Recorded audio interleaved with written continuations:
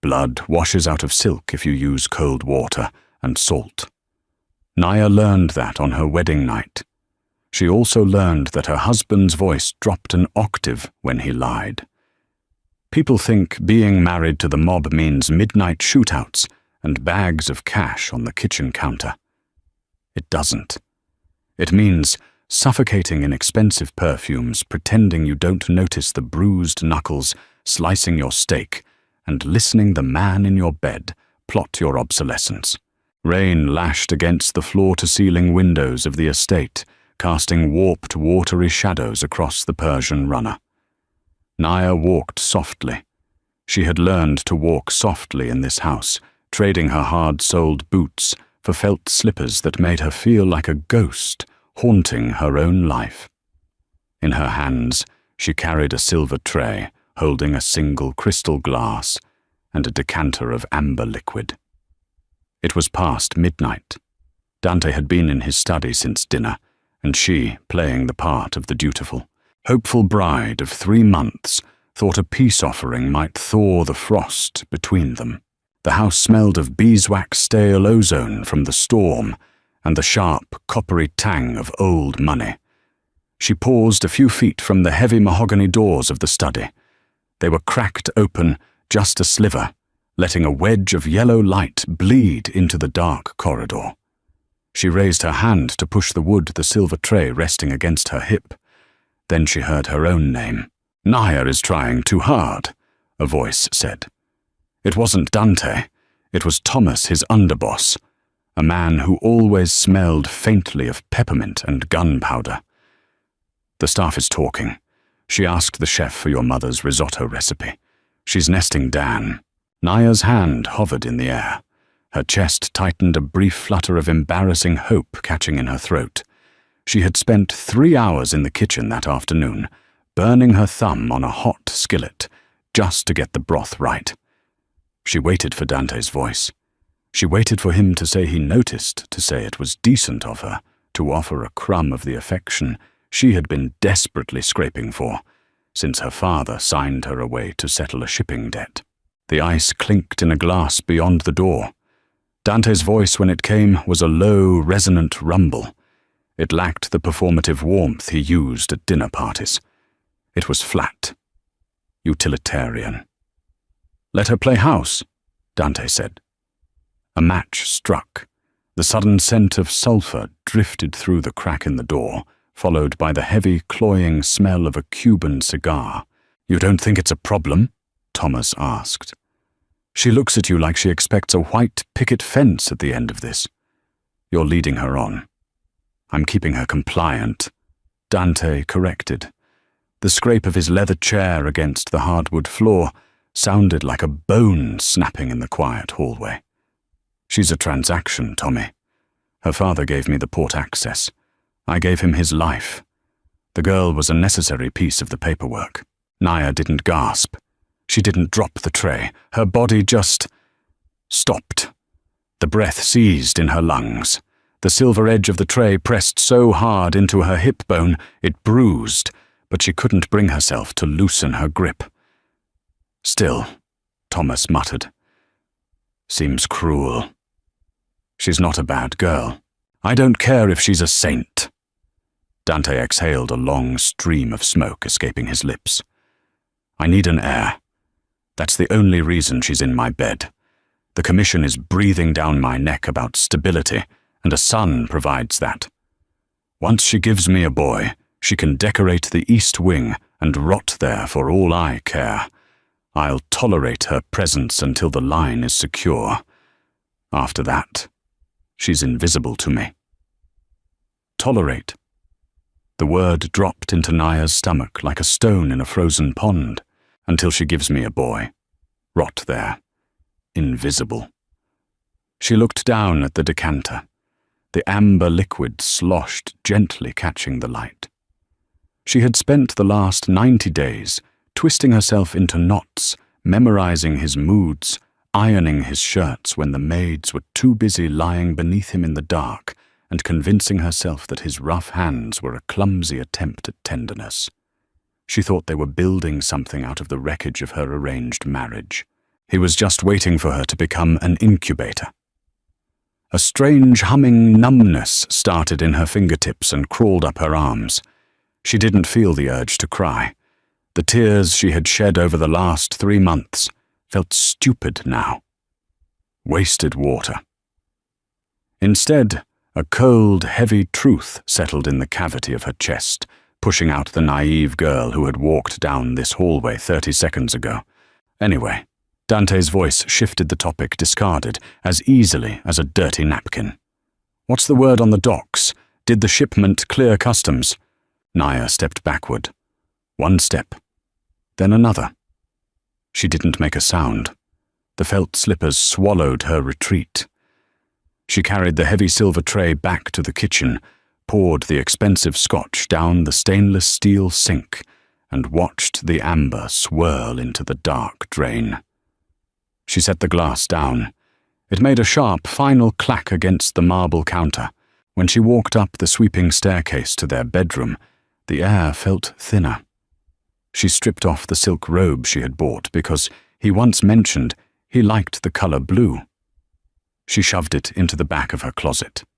She pulled on an oversized faded grey t-shirt she'd owned since high school, climbed into the massive empty bed, and stared at the ceiling until the rain stopped.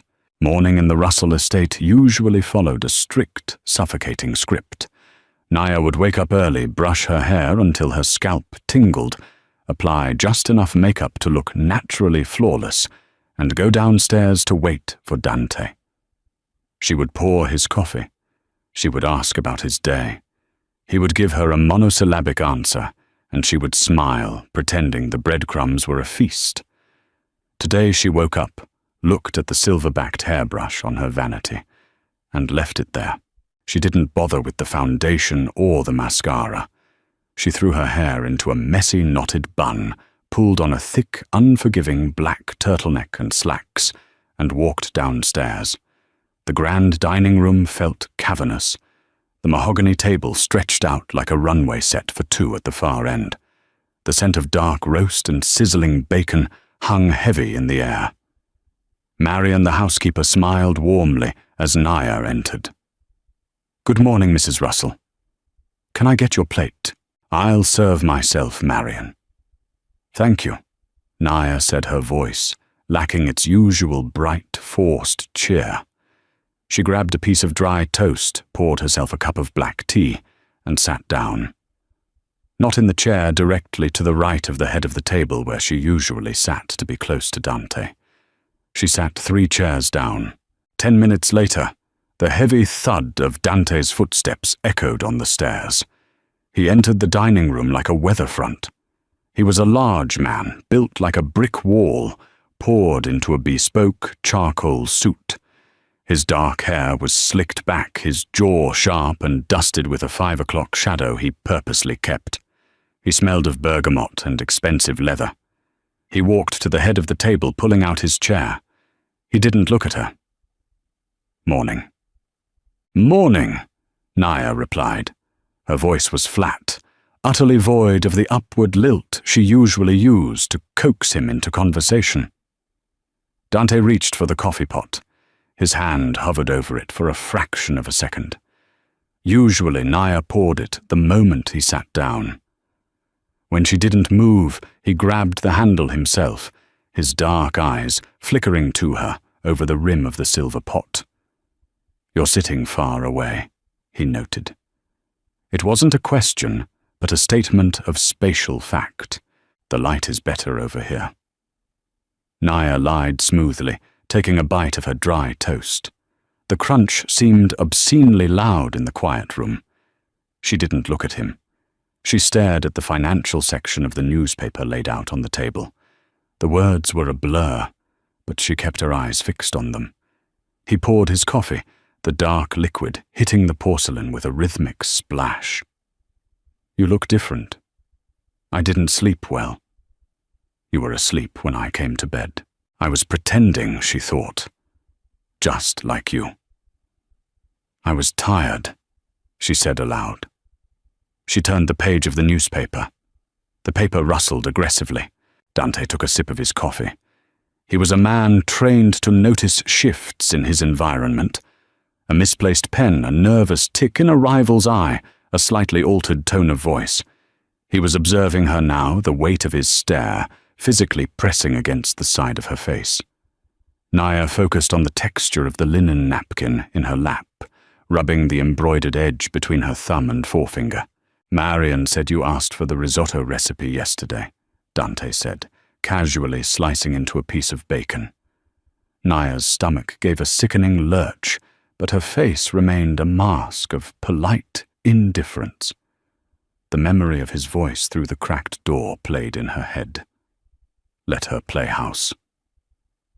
"I did," Naya said, not looking up. "But I changed my mind. I told the chef to handle dinner from now on. I have other things to occupy my time. Such as, I'm going to redesign the garden." It was the first thing that popped into her head, but as she said it, she realized it was a brilliant excuse. It would keep her outside away from him, hands buried in dirt, instead of clinging to a ghost. Dante paused his fork halfway to his mouth. He set it down. The silver clinked against the china. "The garden is fine." "The garden is dead," Naya corrected, finally raising her eyes to meet his. It was the first time she had really looked at him today. Her chest didn't flutter. There was no desperate yearning to smooth the line between his brows. She saw him for what he was, a cold, calculating businessman who viewed her body as a vessel to secure his legacy. His dark eyes narrowed slightly, a microscopic shift that betrayed his confusion. She wasn't smiling. She wasn't trying to please him. For a long, stretched moment, they just stared at each other, across the mahogany expanse. The ticking of the grandfather clock in the hall grew deafening. "Do whatever you want with the yard," Dante said, finally picking up his fork again. His tone was dismissive, exactly as it had been last night. "Just don't make a mess of the patio. I have the Rossi brothers coming over for drinks on Thursday." "I'll be sure to stay out of your way," Naya said. She stood up, leaving her toast half-eaten. She didn't excuse herself. She didn't walk over to press a customary chaste kiss to his cheek. She just turned and walked out of the room. As she crossed the threshold, she felt the phantom heat of his gaze, burning a hole between her shoulder blades, but she didn't look back. She had a new role to play now. If he wanted a transaction, she would give him exactly what he paid for. Nothing more. 2 weeks passed. The house settled into a new suffocating rhythm. Naya stopped waiting up. She stopped making his coffee. She stopped asking about his day. When they passed in the hallway, she offered a polite nod, the kind one might give to a stranger in an elevator. In bed, when he reached for her in the dark, she didn't refuse him. She knew the terms of her contract, but she went still.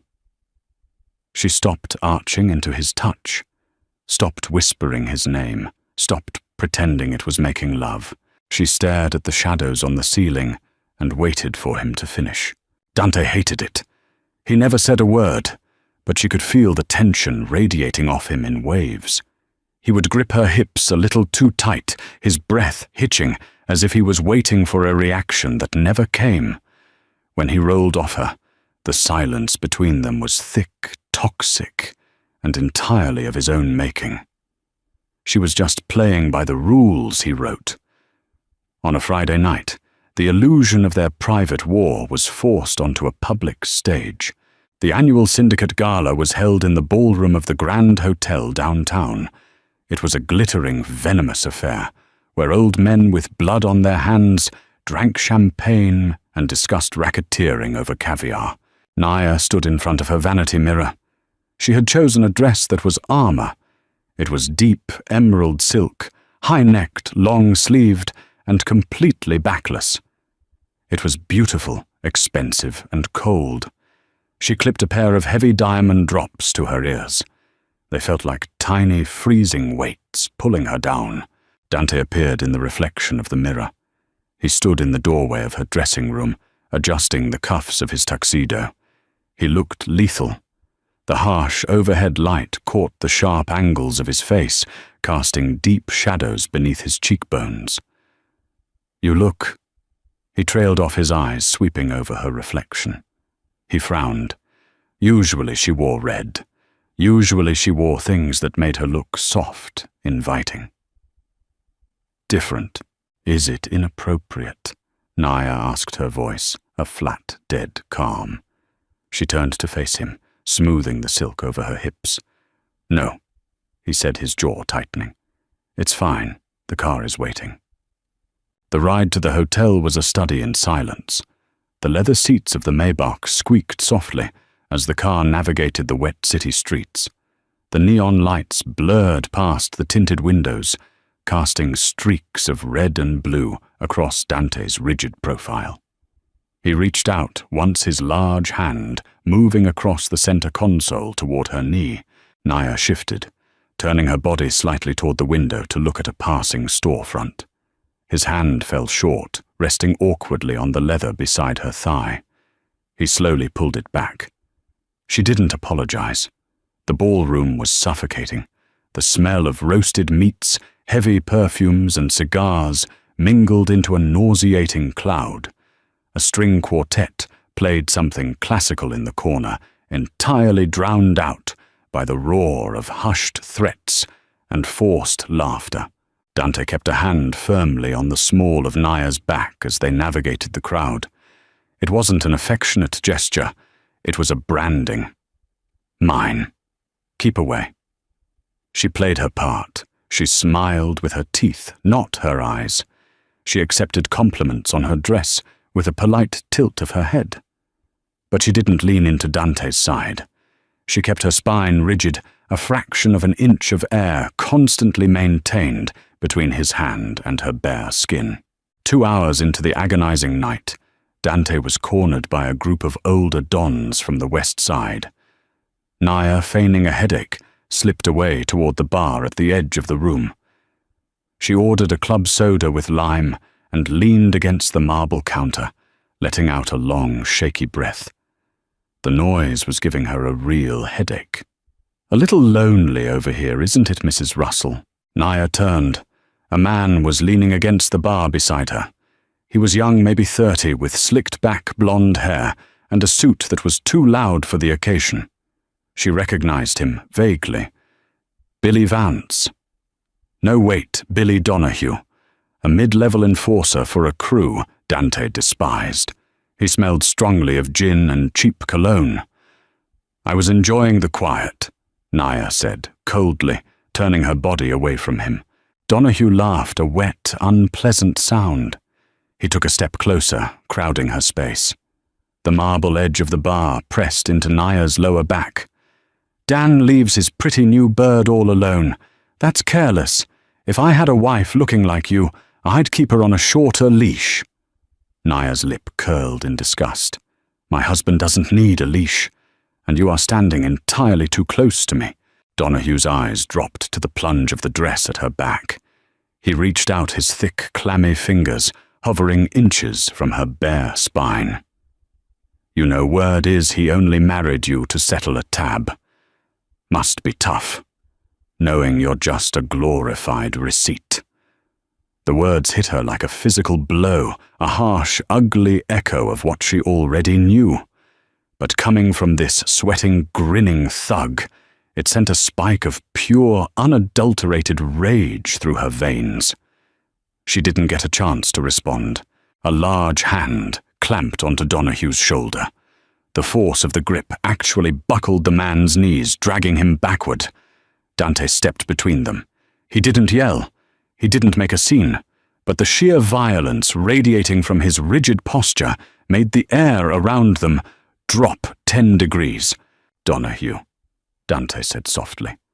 His voice was a rasping whisper that cut through the noise of the ballroom like a straight razor. "If you ever look at my wife again, I will carve out your eyes and feed them to the stray dogs on Fifth Avenue. Do you understand me?" Donahue turned pale, the sweat beaded on his forehead. "Dan, hey, no disrespect, I was just... Get out." The enforcer scrambled away, nearly tripping over a waiter in his haste to leave the room. Dante turned to Naya. His chest was heaving slightly, his dark eyes blazing with a feral possessive fury. He grabbed her arm not gently and pulled her against his side. "Are you all right? Did he touch you?" Naya looked at the hand, gripping her bicep. His knuckles were white. He was breathing hard, the scent of bergamot, overpowered by the sharp, acidic tang of his anger. A month ago, she would have swooned. She would have seen a protector, a man deeply in love defending his bride's honor. Tonight, she saw right through it. He wasn't defending her. He was defending his property. He was protecting the incubator carrying his future legacy. Donahue hadn't insulted Naya. He had touched something that belonged to Dante Russell, and that was the only crime. Naya looked up into his fierce, burning eyes and felt absolutely nothing but a deep, hollow exhaustion. She calmly reached over and pried his fingers off her arm, one by one. "I'm fine, Dante," she said, her voice dripping with ice. "There's no need to make a scene over a receipt." She saw the exact moment the words registered. Dante froze.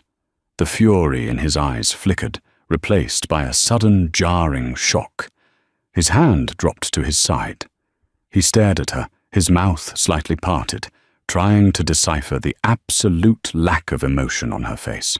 She didn't give him the chance. "I'd like to go home now," Naya said, turning her back on him and walking toward the coat check. She didn't wait to see if he followed. She knew he would. She was, after all, his most valuable investment. The ride back to the estate was a vacuum.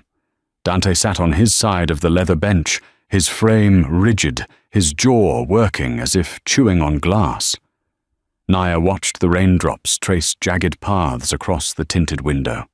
The heater in the Maybach hummed, blowing dry, stale air over her ankles, but she couldn't stop the faint shivering in her shoulders. It wasn't fear. It was the adrenaline crash after a lifetime of biting her tongue. When the car pulled up to the circular driveway, Dante didn't wait for the driver to open the door. He shoved it open himself, stepping out into the drizzle. He didn't offer her a hand. He waited by the grand double doors of the house, hands shoved deep into his pockets, watching her climb the stone steps. Inside the foyer was silent, lit only by the low amber glow of the sconces. Marion and the rest of the staff were asleep. "What did you mean by that?" Dante asked. His voice wasn't loud, but it bounced off the marble floors, sharp and demanding. Naya unclasped her evening bag. She pulled out a makeup wipe, tearing the foil wrapper with a loud metallic rip. "By what?" "You know what." The receipt comment. He took a step toward her. The wet soles of his dress shoes squeaked against the stone. "Donahue is a loud-mouthed drunk. He says things to get a reaction. If you let street garbage like him get into your head—" "He didn't get into my head," Naya interrupted calmly. She scrubbed the wipe across her lips, smearing the expensive red lipstick, removing the mask. She tossed the soiled wipe onto the silver tray on the console table. It landed with a wet smack. "He just repeated what I already knew. Don't punish a man for having the same opinion as you, Dante. It's hypocritical." Dante froze. A muscle ticked rapidly high on his cheekbone. "What the hell are you talking about?" She looked at him. Really looked at him. He looked dangerous, broad looming, drenched in the expensive cologne that usually made her pulse jump. Tonight he just looked like a man standing in a hallway. "I'm tired," she said. She turned and walked up the sweeping staircase. She didn't go to the master suite at the end of the right hall. Instead, she turned left. Dante's heavy footsteps sounded on the stairs behind her, but he stopped at the landing. He watched as she opened the door to the third guest bedroom. It was a room usually reserved for visiting capos. It smelled of lemon-polish dust motes and utter disuse. "Naya?" His voice cracked like a whip. "What are you doing? I'm going to sleep." She didn't look back. "Your bedroom is down here." "Your bedroom is down there," she corrected softly. "I'm sure you can find your way. I'll have Marion move the rest of my clothes tomorrow while you're at the docks." She stepped inside and shut the heavy oak door. The latch clicked. It was a small sound, but in the cavernous, quiet house, it sounded like a vault sealing shut. On the other side of the wood, Dante stood absolutely still for 3 full minutes. She tracked his presence by the faint shadow, blocking the light under the doorframe. He raised his hand. She heard the soft thud of his knuckles resting against the oak, as if he meant to push it open to demand she return to his bed, to enforce the contract her father had signed. But he didn't.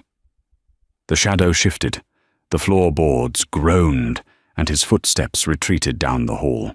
Naya sank against the back of the door and slid down until she sat on the cold, hard wood floor.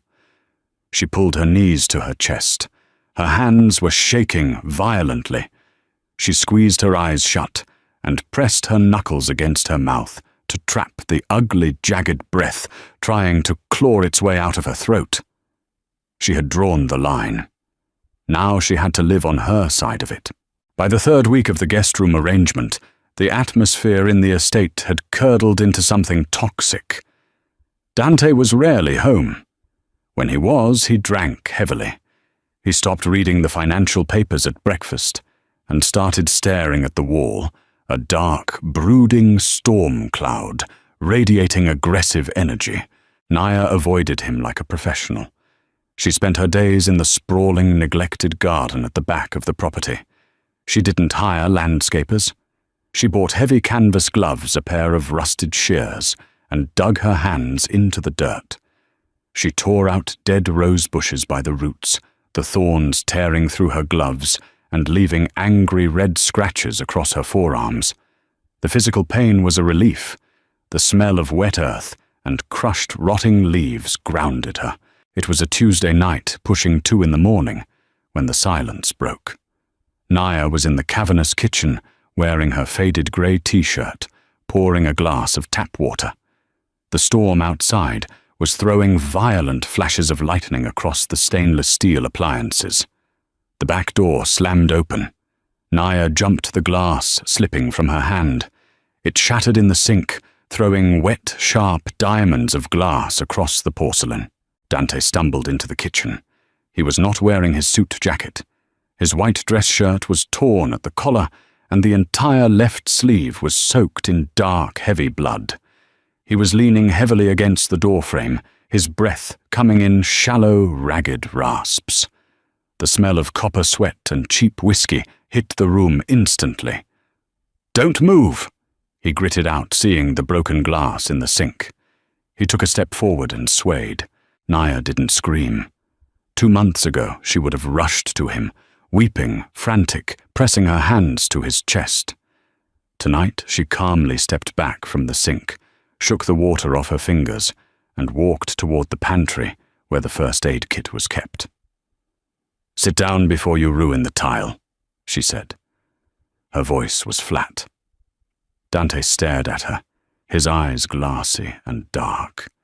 He gripped the edge of the marble island and lowered himself onto a bar stool, wincing as his weight shifted. Naya returned with a white plastic box. She set it on the counter. "Take off the shirt." He fumbled with the buttons with his right hand, his fingers slipping on the small plastic discs. He cursed under his breath. Naya watched him struggle for 5 seconds. Then she stepped into his space, batted his hand away, and undid the remaining buttons. Her knuckles brushed the hot, sweat-damp skin of his chest. He flinched, drawing in a sharp breath, but she didn't look up at his face. She peeled the ruined shirt off his shoulder. It was a knife wound, a deep, jagged slice across his left bicep. It was bleeding sluggishly, the edges of the skin, pale and angry. It's not an artery. She noted her tone, completely clinical. She opened a bottle of iodine. This is going to burn. She poured it directly onto the cut. Dante's jaw clamped shut with an audible crack. The muscles in his neck strained the veins bulging against his skin, but he didn't make a sound. His breathing hitched, coming faster.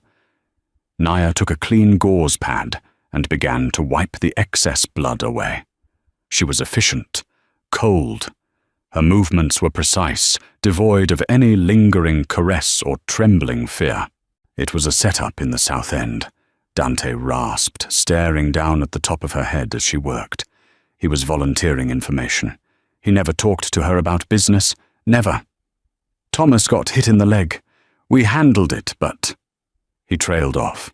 He was waiting for a reaction, a gasp, a question about his safety. Hold your arm still, Naya said. She grabbed a fresh roll of bandages and began wrapping it tightly around his bicep. Pulling the fabric taut, pinning the wound shut, Dante looked at her. Really looked at her. Her hair was a mess. There was dirt beneath her fingernails from the garden. She smelled like rain and basic soap, not the expensive vanilla perfume he had bought her in Paris. She felt like a stranger. You didn't ask if I was okay, he said. His voice was a low rumble, rough and confused. Naya taped the end of the bandage down. She picked up the ruined shirt with 2 fingers, dropped it into the trash can, and began packing away the supplies. You walked in. You're talking. You're fine. I could have died tonight. It wasn't a plea for sympathy. It sounded like an accusation. Naya snapped the first aid box shut. She finally lifted her eyes to meet his. Her gaze was completely empty. There was no pity, no warmth, no fear. Just the dead, flat look of a cashier closing out a register. If you had died, she said smoothly, I assume Thomas or one of the lawyers would have called me in the morning to handle the paperwork. Dante flinched. It was a tiny movement, a sharp jerk of his chin, but it was the most genuine reaction she had ever seen him give. The color drained from his face, leaving him looking sickly under the harsh fluorescent kitchen lights. She picked up the plastic box. Don't get the bandage wet for 24 hours. Good night, Dante. She walked out of the kitchen, leaving him sitting alone in the dark with the smell of his own blood and a broken glass in the sink. The breaking point arrived on a Thursday afternoon under the oppressive heat of a late July sun. Naya was in the garden, kneeling on a foam pad in the dirt. She was attacking the root system of a rotted hydrangea bush with a small iron trowel. Sweat dripped down the back of her neck, soaking the collar of her shirt. Her arms ached, covered in fresh scratches and smeared with mud. It felt good. It felt like progress. She heard the heavy crunch of gravel behind her. She didn't stop digging. She jammed the trowel into the dry earth, hit a thick root, and pulled hard. Stop, Dante's voice commanded. Naya ignored him. She wedged the iron deeper, her muscles burning as she leveraged her weight against the dead wood. A shadow fell over her. A large, calloused hand clamped around her wrist, hauling her arm upward and stopping the trowel mid-strike. Naya let go of the tool. She stood up slowly, brushing the loose dirt from her knees.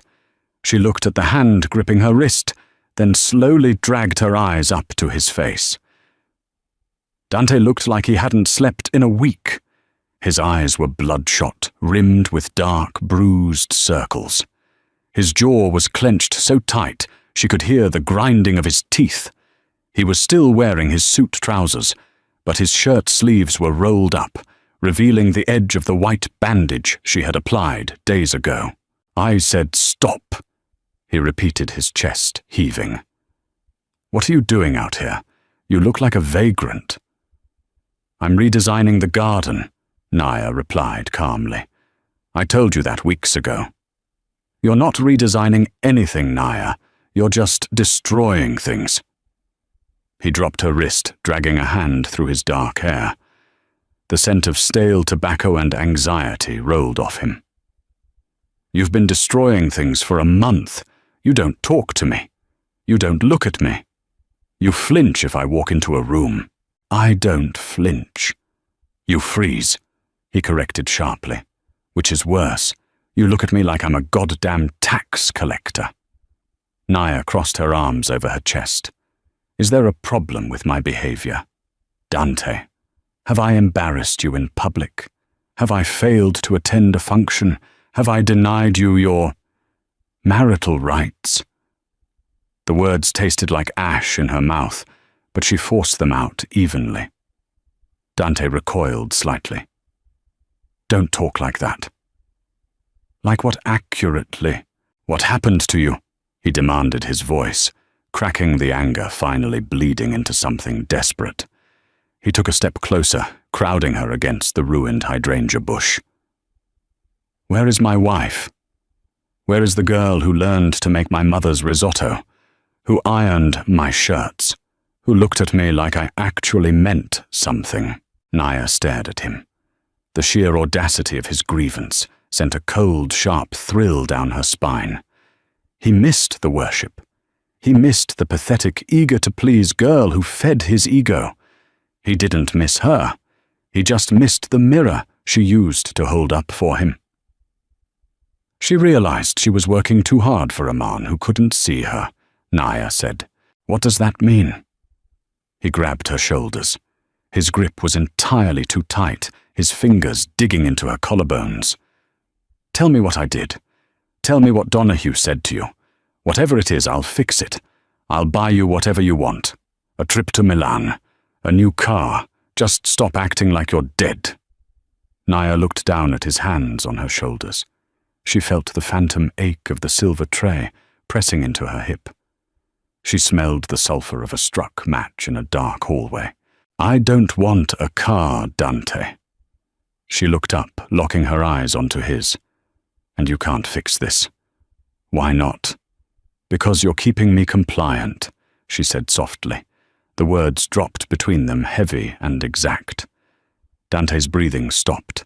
His pupils dilated. The grip on her shoulders loosened a fraction of an inch, but he didn't let go. Naya didn't blink.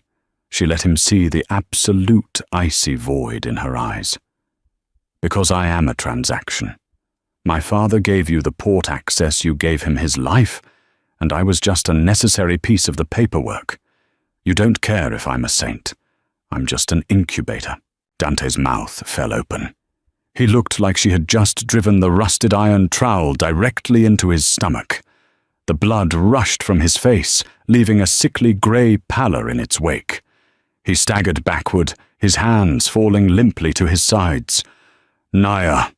He breathed, the sound strangled and horrifyingly weak. I'm doing exactly what you wanted. Naya continued, her voice, gaining a terrible rhythmic momentum. She stepped toward him now, forcing him to back up another step into the dirt. I'm staying in the East Wing. I'm rotting here quietly, and I am tolerating your presence until the line is secure, although given our recent sleeping arrangements that might take longer than you planned. You heard me. He looked at her as if she were a ghost. His eyes darted around the garden, as if looking for the Thomas from 3 months ago, trying to rewrite the past. In the study. That night it rained. Blood washes out of silk if you use cold water, and salt, Naya said, a bizarre, humorless smile touching the corner of her lips. And your voice drops an octave when you lie. But you weren't lying that night, were you, Dante? You were just telling the truth to the wrong person. Naya, listen to me. You don't understand. That was talk. It was business. He was panicking now. The cold, calculated Mafia boss was scrambling his hands, reaching out to grab her again, grasping at thin air as she took a calculated step backward. The commission, they look for weakness. If they thought I was getting soft, getting attached to a bride I took for a debt, I don't care. The 3 words sliced through his frantic rambling like a guillotine. Dante fell silent. He stood in the middle of the ruined garden, looking utterly broken, the pieces of his own arrogance scattered around his feet. "I don't care about the commission," Naya said, her voice dropping to a whisper. "I don't care about your image. I cared about you. And you killed that. You killed it before it even had a chance to breathe." She turned around. She picked up her heavy canvas gloves from the dirt, dusted them off against her jeans, and walked back toward the house. She left him standing there in the sweltering heat, surrounded by the dead roots he had asked her not to destroy. Dante did not come home for 3 days. The estate breathed a sigh of relief in his absence. The heavy, suffocating pressure that usually rolled off his shoulders and pressed into the corners of the ceiling dissipated, leaving behind a hollow, echoing quiet. Naya spent those days in the garden. She ripped out the remaining dead roots, turned the soil until it was dark and rich, and planted nothing. She liked the look of the empty waiting earth. It demanded nothing of her. When Dante finally returned, it was a Tuesday afternoon. The sun was baking the stone patio, radiating a dry, dusty heat. Naya was sitting at the wrought iron table, drinking iced water with lemon, reading a paperback she had found in the library. The heavy sliding glass door screeched on its track. Dante stepped out. He looked immaculate, which meant he had spent the last hour meticulously hiding the fact that he was falling apart. His dark suit was freshly pressed. His hair was slicked back, not a strand out of place, but the skin around his eyes was bruised with exhaustion, and the sharp lines of his jaw looked brittle, as if a single tap would shatter the bone. He walked over to the table and set down a velvet box. It was a deep royal blue. It landed on the metal grate of the table with a soft, expensive thud. Naya didn't mark her page. She didn't close the book. She just shifted her eyes from the printed text to the box, and then up to his face. "I bought it in the Diamond District this morning," Dante said. His voice was hoarse, stripped of its usual commanding resonance. It sounded like he had been swallowing sand. "It's a tennis bracelet, 5 carats, flawless." Naya stared at him. The sheer terrifying disconnect between the man standing in front of her and the reality of their situation made her chest ache with a bizarre, cynical pity. He was a mechanic trying to fix a shattered windshield with a wrench. He only had one set of tools, and he was completely baffled as to why they weren't working. "Do you want me to wear it while I rot in the East Wing?" she asked softly. "Or just when I'm being an incubator?" Dante flinched. He actually stepped back, his hand dropping to his side, as if the velvet box had burned him. "Stop, please. Stop quoting you. I told you," he began, his voice rising a frantic edge, bleeding into his tone. "I told you it was for Thomas. It was for the commission. Carmine and the other bosses, they look for leverage. A wife you care about is leverage. A transaction is just a transaction. I had to make them think you meant nothing to me, and you did a spectacular job," Naya said. She finally closed the book. The spine cracked sharply. "You convinced them. You convinced me. The only person who seems confused about the narrative is you. I was protecting you. You were protecting your port access." Naya pushed her chair back. The metal leg scraped horribly against the stone patio. She stood up. The heat radiating off the pavers warmed through the thin soles of her canvas sneakers. "If you wanted to protect me, you wouldn't have brought me into a house where you let your underboss mock my attempts to cook your dead mother's recipes." That hit him. The air rushed out of his lungs in a sharp, painful hiss. His eyes darted away, staring blindly at the freshly turned soil of the garden beds. "I fired Thomas," he said to the dirt. Naya paused. A strange, cold prickle washed over her arms, despite the blistering sun. Thomas was his right hand. They had grown up together. Firing an underboss wasn't a corporate restructuring. In their world, it was an invitation to a blood feud. "You did what? I stripped him of his territory and banished him to the Jersey operation," Dante muttered, finally looking back at her. His eyes were entirely black, dilated with a mixture of exhaustion and suppressed violence. "He disrespected you. He questioned my choices in my own home. I handled it." He looked at her, waiting. He was waiting for the absolution. He had sacrificed his oldest friend on the altar of her bruised pride, and now he wanted the reward. He wanted the soft, forgiving smile. He wanted her to touch his arm. Naya looked at the velvet box. Then she looked at the dark, hollowed-out spaces under Dante's eyes. "You didn't fire Thomas for disrespecting me," Naya said, her voice dropping to a flat, dead calm. "You fired him because looking at him reminded you of how stupid you were to leave the study door open." She picked up her book, picked up her glass of lemon water, and walked past him.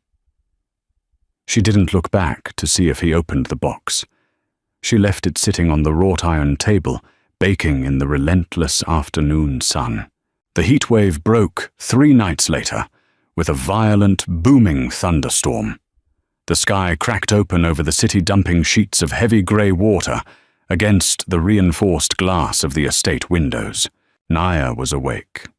She rarely slept through the night anymore. The guest bed was too soft, the linens smelling faintly of lavender, instead of the sharp bergamot she had spent 3 months acclimating to. She lay on her back, watching the lightning cast jagged skeletal shadows across the plaster ceiling. Then she heard it. A crash. It wasn't thunder. It was the distinct, high-pitched shatter of breaking crystal, followed by a heavy, meaty thud. It came from the first floor. Naya threw off the covers. She didn't bother with a robe. She padded down the cold hardwood hallway in her oversized t-shirt, her bare feet making no sound on the stairs. The house was pitch black, the storm having knocked out the localized grid 20 minutes ago. She found him in the study. The heavy mahogany doors were wide open. Dante was on the floor. He was curled onto his side, his back pressed against the leather base of his heavy executive desk. The floor around him was covered in the wet, glittering shrapnel of a shattered Scotch decanter. The pungent smell of expensive alcohol filled the room, masking the scent of rain. He was gasping. It wasn't a cough. It was a terrifying, rattling intake of air that completely failed to fill his lungs. His hands were gripping his own chest, his fingers digging into the fabric of his dress shirt, as if trying to rip his ribcage open. Naya froze in the doorway. For one terrible, cynical second, she wondered if he had been poisoned, if a rival crew had finally bypassed security. But there was no blood. Only the violent, panicked shuddering of a man whose body was mutinying against him. She stepped over the threshold, her bare feet carefully navigating the slick, alcohol-soaked floor and the jagged shards of crystal. She knelt beside him. His eyes were squeezed shut. His face was grey, a sheen of cold sweat sticking his dark hair to his forehead. The veins in his neck stood out like thick blue cords. "Dante!" He didn't hear her. The rattling gasp came again, followed by a choked, pathetic whine that didn't sound human. Naya reached out. Her fingers hesitated for a fraction of a second before she pressed her palm flat against the center of his chest. His heart was hammering so fast it felt like a bird trapped in a shoebox, vibrating violently against his ribs. It was a panic attack, a massive, catastrophic system failure. The man who ordered hits over scrambled eggs, who stared down federal prosecutors without blinking, was suffocating on the floor of his own office because the architecture of his life had finally buckled under the weight of his own hubris. "Dante, look at me," Naya ordered. She didn't use the soft, soothing tone she would have used a month ago. She used the sharp, authoritative bark she used on stray dogs digging in her garden. His eyes flew open. They were wild, unseeing, completely consumed by the terrifying illusion of his own death. He grabbed her wrist. His grip was bruising his thick fingers, digging into her bones with the desperate strength of a drowning man. "Can't breathe!" He choked out, his jaw trembling. "Yes, you can. You're hyperventilating. You're drowning yourself." Naya moved her other hand, gripping the back of his neck. His skin was freezing cold and slick with sweat. "Look at my face. Not the ceiling. My face." He forced his eyes to lock onto hers. "Breathe in through your nose. Count to 4, she commanded. He tried. He dragged a ragged, shallow breath through his teeth. "Nose, Dante. Shut your mouth." He clamped his jaw shut. He pulled a sharp breath through his nostrils. His chest heaved against her palm. "Good, hold it." She counted the seconds out loud. 1, 2, 3, 4. Exhale. He let the air out in a shaky rush. They sat on the floor among the broken glass and spilled scotch for 20 minutes. The storm raged outside, throwing flashes of white light across Dante's pale face. Naya didn't move. She kept one hand on his chest, feeling the frantic vibrating rhythm of his heart slowly decelerate into a heavy, exhausted thump. She kept her other hand anchored on his neck. She didn't offer words of comfort. She didn't tell him it was going to be okay. She just provided the physical anchor his brain needed to realize he wasn't dying. When the attack finally broke, it left him entirely hollowed out. His grip on her wrist loosened his hand, falling limply to the floor. He let his head rest back against the leather of the desk. He closed his eyes, his breathing finally, even though incredibly slow. "I thought I was having a heart attack," he whispered into the dark room. "You weren't," Naya said. She pulled her hands back, wiping the clammy sweat from her palm onto the fabric of her t-shirt. She looked at his ruined, exhausted face. The absolute physical dominance he usually wielded over a room was completely gone. He looked like a normal, aging man who was terribly, terribly tired. "Why did you help me?" he asked, not opening his eyes. The question hung in the air, heavy with the smell of alcohol and ozone. Naya looked at the shards of crystal near her knee. "Because I'm not a monster, Dante," she said quietly. "Basic human decency doesn't require a contract. I wouldn't let a stray dog choke to death on my floor either." Dante flinched, the words landing like physical blows. He finally opened his eyes, turning his head to look at her. The arrogance was gone. The possessive fury was gone. There was only a bleak, devastating realization. He had wanted a transaction, and now he was realizing exactly how cold a transaction truly was. Naya stood up. She carefully picked her way back through the glass. "I'll have Marion clean this up in the morning. Try to sleep." She walked out of the study, leaving him exactly where she found him. The next morning, the estate smelled of bleach and ozone. Marion had been in the study before 7, sweeping away the physical evidence of Dante's collapse. By 9 o'clock, the sun was shining relentlessly, burning the dampness off the stone patio. Naya was in the kitchen pouring a cup of black tea when Dante's newly appointed underboss, a quiet older man named Silas, who never made eye contact, walked in. "Mr. Russell requests your presence in the study, ma'am," he said, staring firmly at the stainless steel refrigerator. Naya set her tea down. The ceramic clicked against the granite. "Tell him I'm busy." "He said to tell you." The man swallowed hard, clearly hating his role as messenger, "that it concerns your departure." Naya's hands stilled. A slow, heavy beat of silence passed between them. She wiped her hands on a dish towel, tossed it onto the counter, and walked past the man without a word. The mahogany doors to the study were open. Dante was sitting behind his heavy desk. He looked better than he had the night before, but the edges of his face were still drawn tight with exhaustion. The power dynamic in the room felt entirely different. For 3 months, this room had been his sanctuary, his throne room. Now it was just the place where he had choked on his own anxiety. He didn't tell her to sit. He pushed a thick manila folder across the smooth leather surface of the desk. "What is this?" Naya asked, stopping 3 feet from the edge of the wood. "It's a way out," Dante said. His voice was flat, resigned. It lacked the frantic desperation of the garden and the terrifying weakness of the night before. It was just business. Annulment papers. They state the marriage was never consummated. The church will buy it with enough of a donation. There's also a deed to a townhouse in Back Bay and a trust in your name that will clear $50,000 a month for the rest of your life. Naya stared at the folder. The yellow paper looked obscenely bright against the dark wood. "And my father's port access?" she asked. "Remains mine," Dante replied, leaning back in his chair.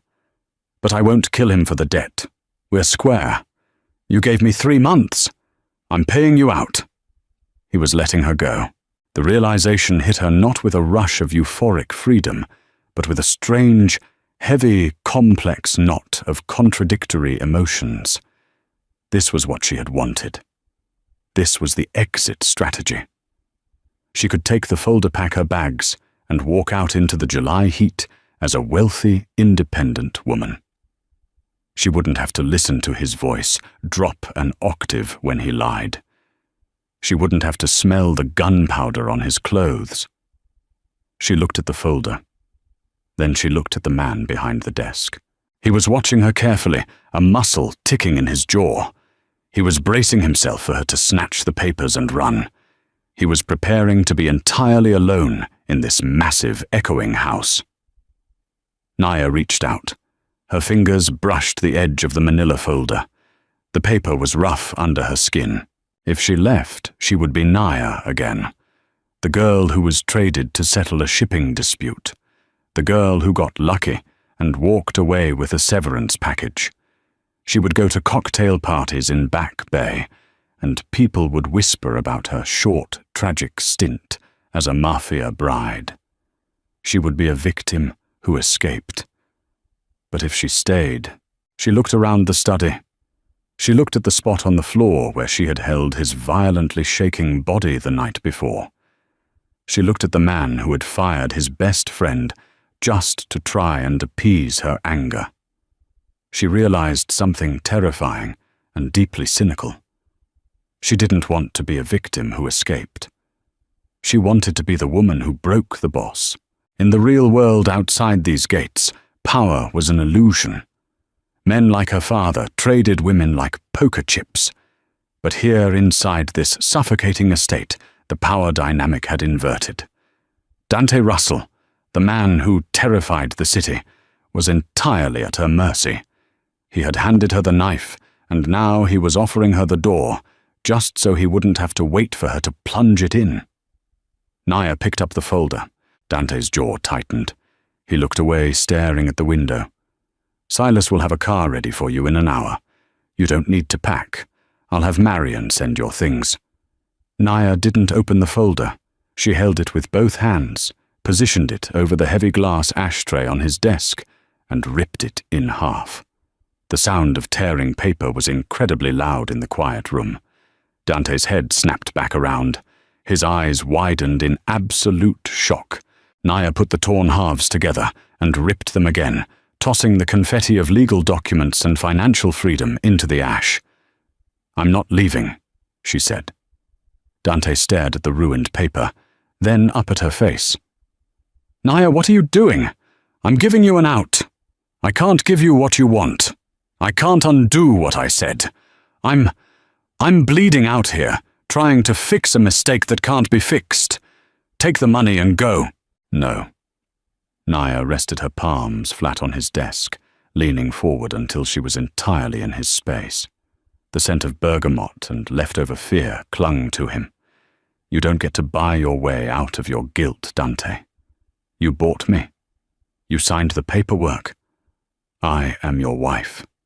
I don't want a ghost in my house. He rasped, his eyes searching hers frantically. You don't have a ghost. You have a partner. Naya's voice was hard, stripped of any lingering, naive romanticism. You wanted an incubator. You wanted a compliant girl to sit in the East Wing. That girl is dead. You killed her. She watched him swallow hard. He didn't interrupt. So here are the new terms, Naya said. I am the lady of this house. Silas reports to me on domestic matters. You do not patronize me. You do not lie to me. If you have a problem with the commission, you tell me, and we handle it. If you have a panic attack, you call me, and I will sit with you. But you will never, ever treat me like a transaction again. She leaned closer, her voice dropping to a harsh, absolute whisper. Because if you do, I won't leave. I'll just stay here and make your life an absolute living hell. Do you understand me? Dante stared at her. The shock in his eyes slowly morphed into something else. It wasn't love. It was too raw, too battered to be love. It was profound, staggering respect. The kind of respect he reserved for men holding a gun to his head. He was looking at his equal, a woman forged in the crucible of his own arrogance. He didn't nod. He didn't offer a charming smile. He looked down at her hands, resting on his desk, then slowly reached out and placed his large, heavy palm over hers. The warmth of his skin seeped into her knuckles. It wasn't a romantic gesture. It was a seal on a new contract. I understand, he said. His voice was steady. It didn't drop an octave. Naya looked at his hand over hers. She didn't pull away. The estate around them was quiet. The storm finally passed, leaving behind a ruined, clear morning. They were standing in the wreckage of a fake marriage, holding the sharp, dangerous pieces of a real one. Good, Naya said. She pulled her hand out from under his, stood up straight and turned toward the door. I'm going back to the garden. Don't interrupt me until dinner.